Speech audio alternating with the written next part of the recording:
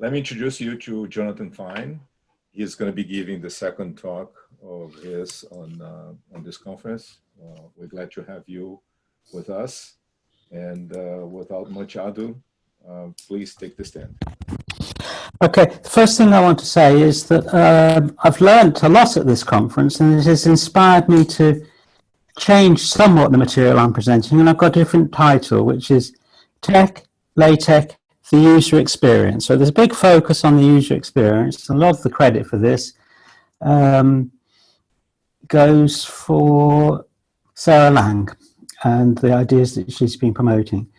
So I'm going to focus on two sorts of users, authors and readers. The other talks have focused a lot on developers, but I think authors and readers, particularly readers, we need to pay attention to, and there's more to readers than typography. Now, I'm going to give an object lesson as to why user experience is important. We owe a very, very important advance in tech to the dissatisfaction of an author. Does anybody here know who that author is? Well, I'll tell you. In 1976, Donald Knuth was unhappy with the quality of the photo typesetting of his book. For those that don't know it, photo typesetting is a technology halfway between hot metal typesetting and computer typesetting. It's an analog technology like hot metal, but it's using electronics to control the composition. So in 1976, he was unhappy with the way in which his life's work was going to be published, and the time was right, and he decided he would solve the problem by writing a typesetting system. And in 1982, we had TeX 82, and in 1984, we had the TeX book.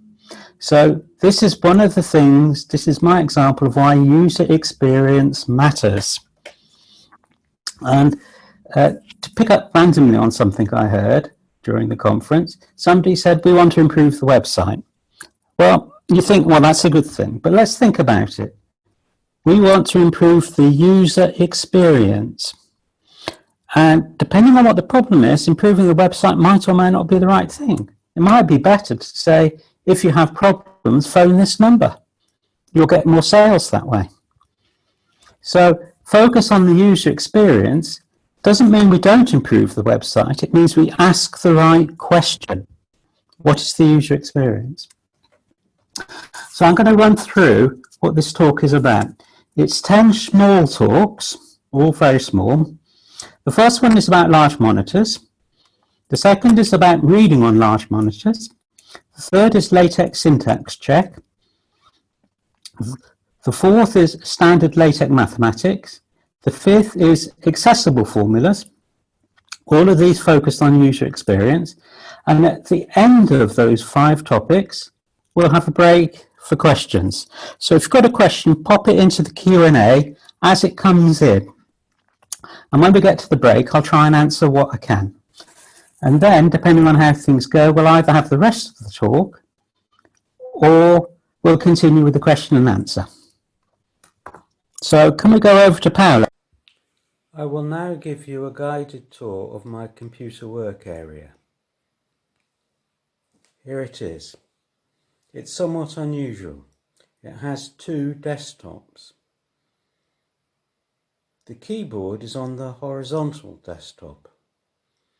The black rectangle you see is a computer monitor. That is the vertical desktop. It is in fact a 40-inch 4K television. Between the 2 desktops, there are 2 checks from Don Knuth, neither for problems in tech, I'm afraid. To the right of Einstein is a Raspberry Pi 4, which does 4K at 60 frames per second. The 2 desktops, vertical and horizontal, are about the same size and about the same importance. By a large monitor, I mean one that's 4K resolution and size 40 inches or more. Most TVs sold today will, I think, work also as a large monitor. Now, a standard desktop monitor has a 16 by 19 grid, where each grid box has 120 by 120 pixels, whereas a large monitor has a 32 by 18 grid, with each grid rectangle still holding 120 by 120 pixels. Now, with care, on a standard monitor, you'll be able to show and read two PDF pages side by side. A large monitor will be able to show 8 PDF pages at the same time at the same resolution. This is because there's 2 times 2 as many grid boxes. Now, taking advantage of this enormous space is hard. I've found by experience that there's a software gap for window managers that work well with large monitors. For example, a button that expands the current window to fill the whole monitor is of no use at all. It's just enormous.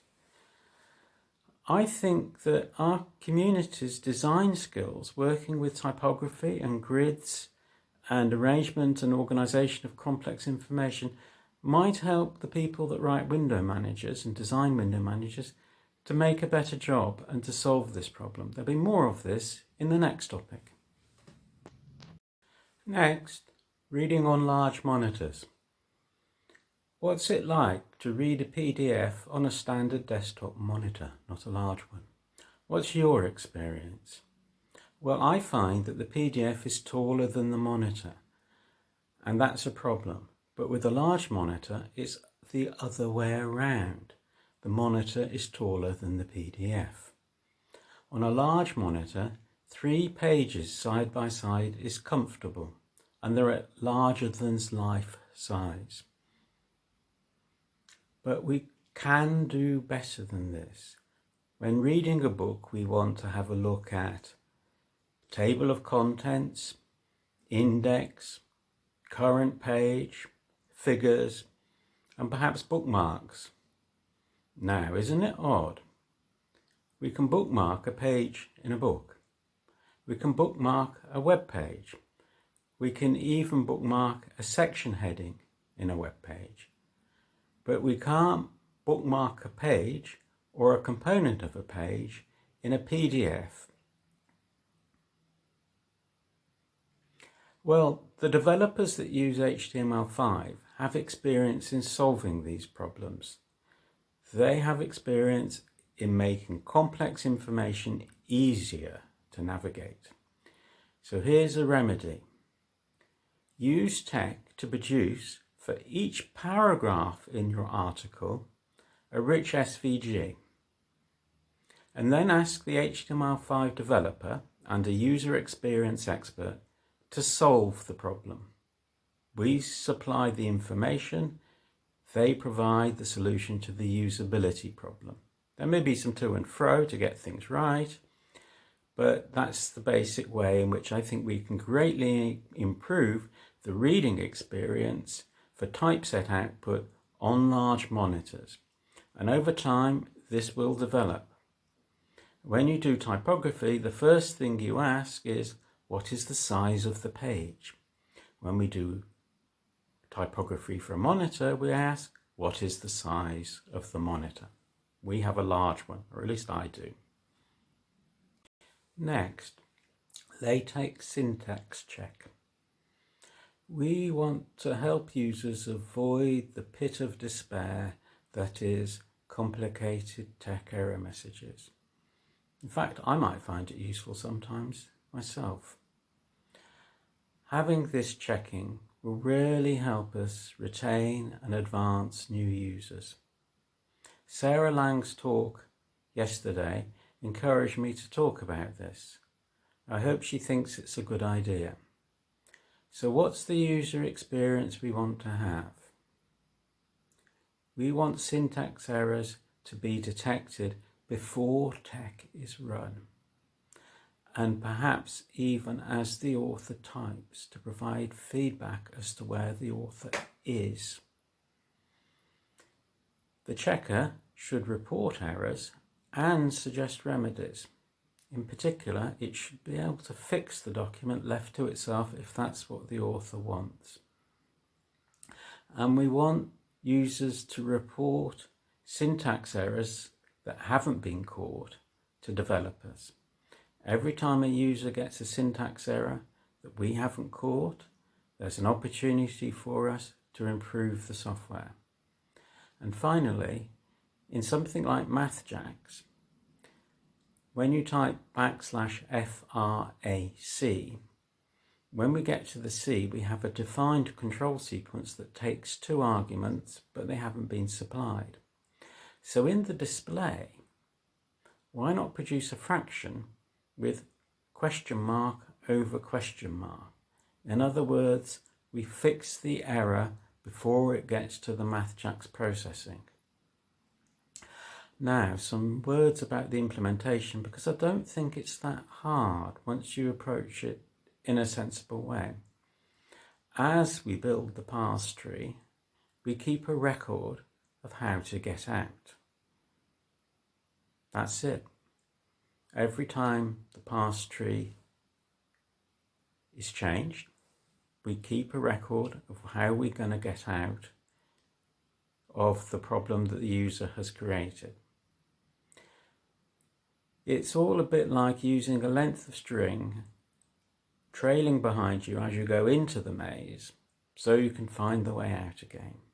Or if you prefer, leaving a trail of breadcrumbs behind you, as in the tale of Hansel and Gretel in their wandering in the forest. Next, standard LaTeX mathematics. This affects users who work both on web content and on PDF. This is a continuation of the previous topic, the syntax checker. MathJax and traditional LaTeX mathematics are not always exactly the same, and this can cause problems. For example, copy and paste might not work or give a surprising result. And it's also more to remember, because the differences have to be remembered by the people who work in both areas. And it also means more documentation exists that duplicates itself. It's more documentation to read and to write and to search for. So the remedy is a checker, as before. Wouldn't it be great if the LaTeX team and the people that develop MathJax could agree on a standard for LaTeX mathematics?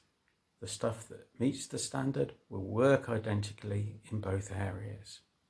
Now, this will be harder to implement than the LaTeX syntax checker. It's a deeper matter. And even if we don't do it completely, making progress will help. And I think this is a problem worth tackling. I think its results will be worthwhile and will have a long-term benefit for our community and for our users. Next, accessible formulas. Here, the user is a student with a disability. Sometimes a whole document is accessible, or can be made accessible, except for a few islands of mathematics. For example, suppose a biology course on population growth might rely on some key equations. Not many equations, but they're really important, and they're what we want the student to understand as part of the course. Now, the whole document very often can be made completely accessible via standard automated methods, except the mathematics, which is unfortunately absolutely crucial for understanding the material. So this will delay publication of the accessible version of the documents until a human being has resolved the problem with the mathematics. So, what's the user experience? The user is a student with disability, and their experience is nothing. Or rather, they get the stuff much later, significantly later, than the able students. So their experience is frustration, and regarding accessibility provisions, perhaps they've been let down. So what's the remedy? Well, this won't fit every case, but for use on web pages, produce the mathematical formulas as accessible SVG and make sure that the framework that provides accessibility on web pages also provides accessibility for the SVG, which is not a dumb graphic, it's part of the web page. Now, this is often much easier than making the whole document an accessible PDF. Sometimes accessible PDFs are the right solution, sometimes going with what people are already using, and if it's web pages is the best thing to do. I should say that my opinions on this are based on my work and experience at the Open University in the United Kingdom, which is the UK's largest provider of distance learning with a large number of disabled students. I've worked at the Open University as a LaTeX and math content expert, and this included providing technical advice regarding accessibility decisions and problems. Next, TeX as a callable function. The problem we're dealing with is slow interactivity. So MathJax reacts quickly because it's stateless, so it's just waiting there ready for the next keystroke. Whereas LaTeX has got a lot of state and it has to reinitialize itself every time, and that makes it slow. Now, you can set up TeX to be a callable function, so it runs the same way as MathJax with the same performance as MathJax. And it's not a theoretical possibility. I've actually done it and provided a web service doing it. And in the modern time, it's actually more important than that again, because you can put use JavaScript to implement TeX in the browser, so actual genuine TeX runs inside the browser. Now, that's going to be really slow.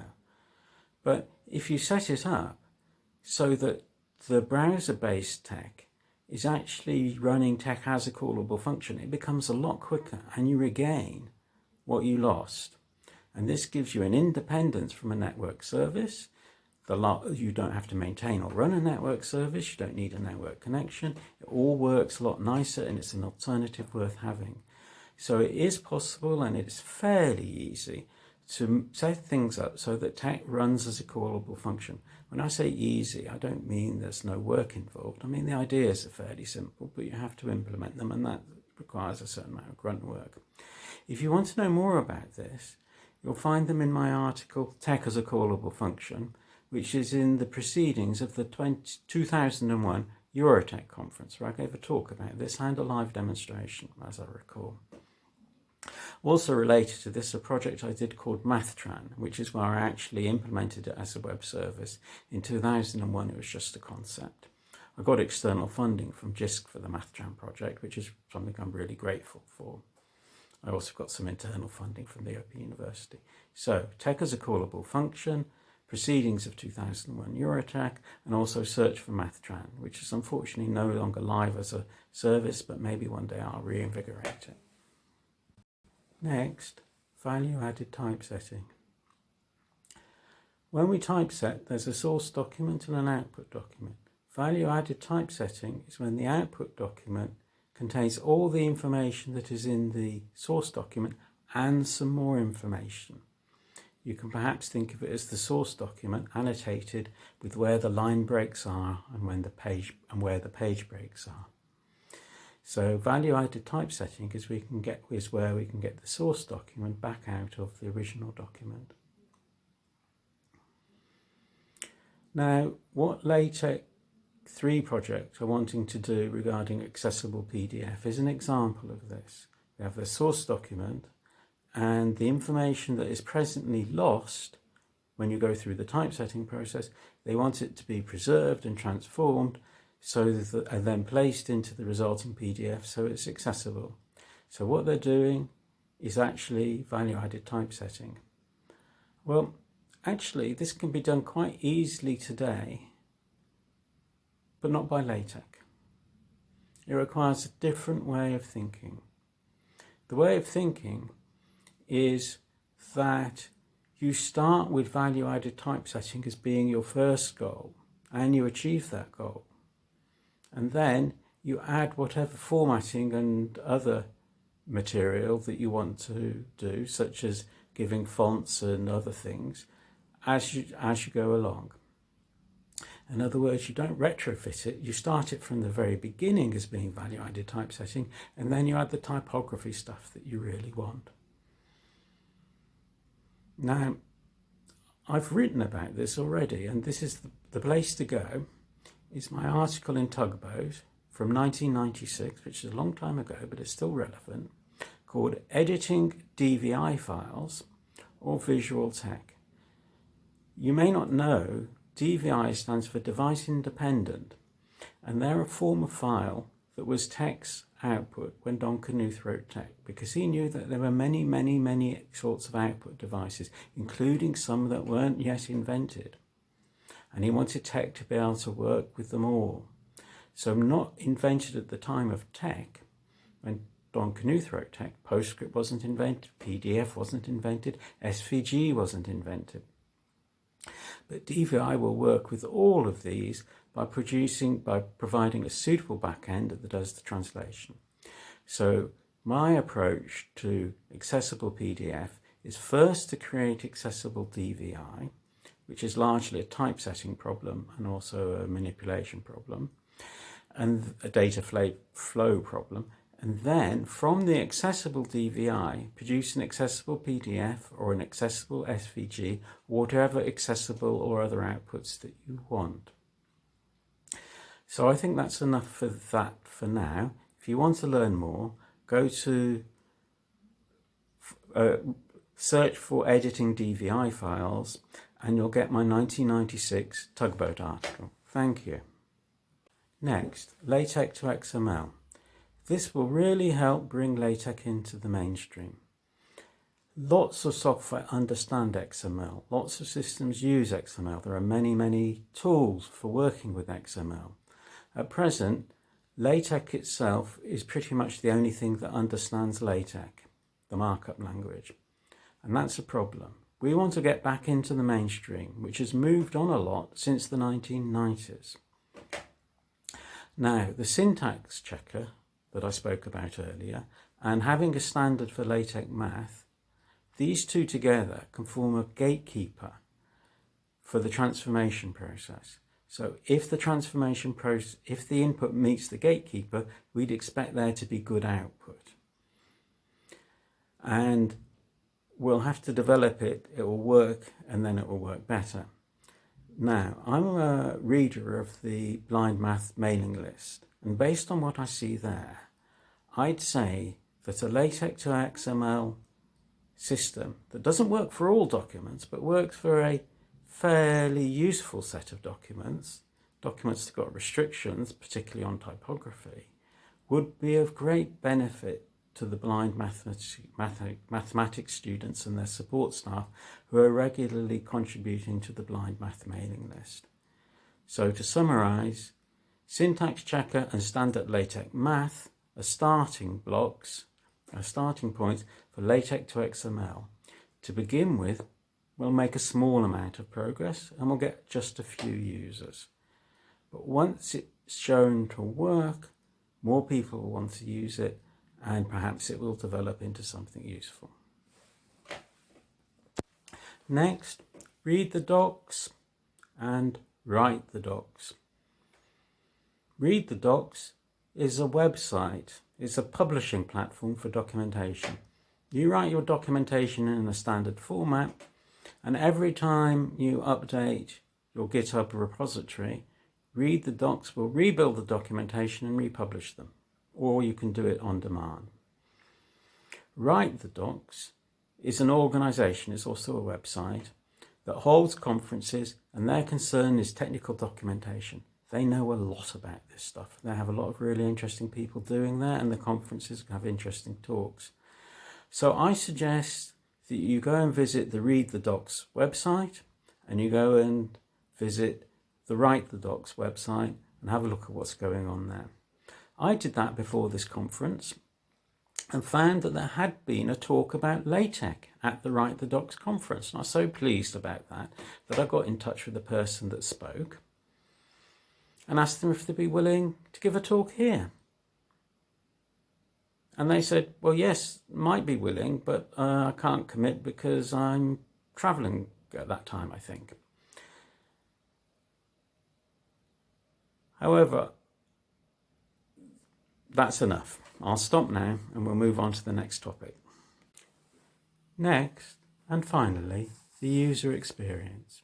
We've just seen how important user experience is for guiding and motivating software development. This is the 2020 TeX Users Group Conference, and for the first time it's being held online. Please remember, this is important, that the U in TUG is you, and everyone else who uses TeX, whether or not they're a member of TUG. TUG is for all TeX users. Our experience is important, and it's even better when it's shared. I hope you've been having a good conference. I know I have. And I hope next year many of us will again share and meet, online or in person as appropriate. I hope that we can have a dual conference with an online component and an in-person component for those who can attend, and provided it is safe.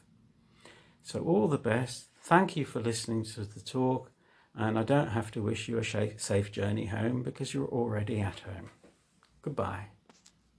Well, I just ruined my punchline, didn't I?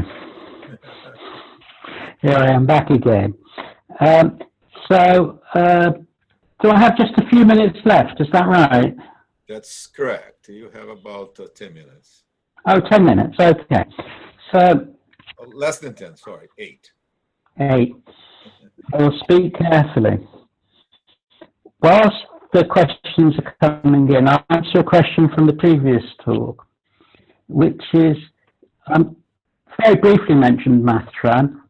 Mathtran started in 2000, was live in 2008, and at that time it was serving 48,000 images a day. And each image was typeset with TeX, and it returned both the image, and inside the image it returned the log file, and it returned the source of the TeX. It's a smart image. You could actually untechify the image. And every user shared the same instance of TeX. So I had to protect not just the system from poisoning, but TeX itself from poisoning. And the way I did that was I wrote a special format in which every single control sequence that was internal, and only internal, had a name that began with a special character. The special character was the character 0, which is quite difficult to type to begin with. And so by filtering the output and saying, well, if you put a character 0 into your input, if your input, I'm not going to let you do anything with that formula.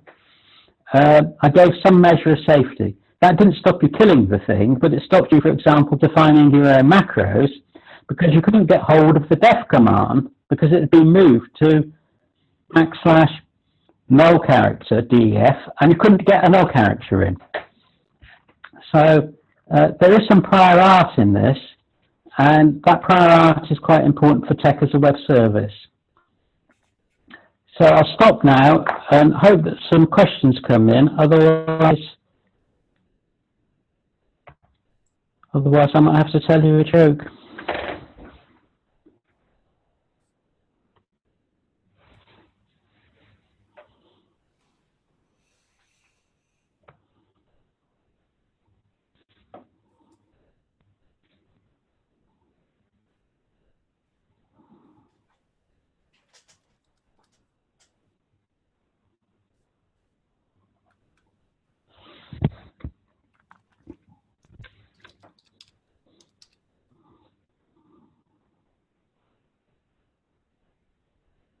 So I haven't.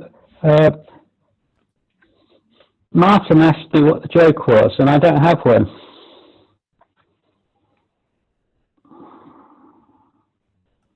Here's a joke. There's been I heard a joke. No, I can't tell it. I can't make it up.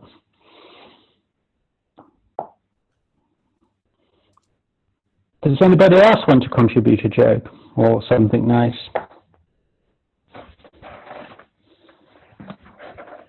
Yeah. Hold on a second. Hold on.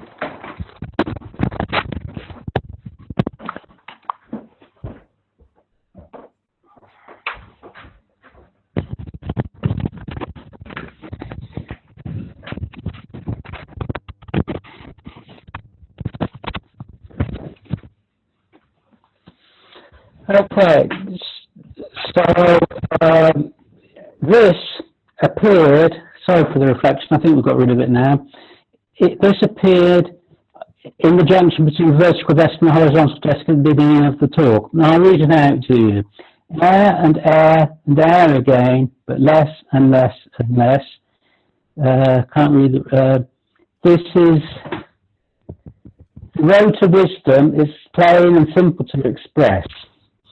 So this is a group by P.S. Hine, which was made for Don Knuth, and I had the privilege with the TeX users group of visiting the Stonemasons workshop, Davis Kindersley, that made this, and they were selling postcards of it, so I bought quite a few, and I think I've run out of them now.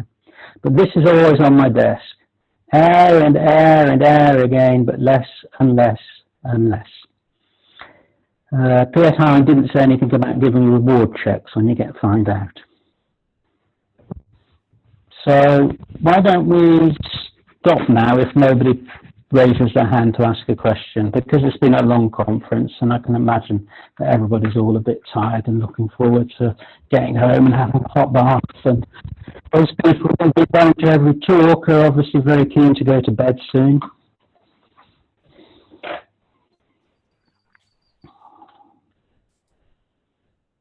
I do like the idea of a syntax checker. I think that idea, experts don't need it, of course, but I think that idea will really help with the usability, and it's a bit like training wheels on a bicycle, which I never had, training wheels on a bicycle, which is it will make it a lot easier because you run the syntax checker and you say, oh, there is a syntax error, I'll fix it, thank you. Or you can say, well, it passes the syntax checker, so perhaps I'll have to ask an expert, because I can't figure it out. And the smart people that made the syntax checker haven't caught it, so it must be a difficult and awkward thing, and I don't have to feel bad about not knowing how to solve it, because even the experts haven't automated it yet. So I think I'm going to stop now. Are you going to say goodbye to me, Paolo, and give us a break before the next talk? Well, not without answering a very quick question. I mean, I want to just go back to... Sorry? Not without answering a very quick question. I just piggyback on that old idea. I mean, LaTeX to XML, we have a very good path, to obtain documents in that particular workflow. We just abandon LaTeX and go into context. Why is that not a good option? No, I think it is an option. The thing I don't like about it is it's a further fragmentation of the community.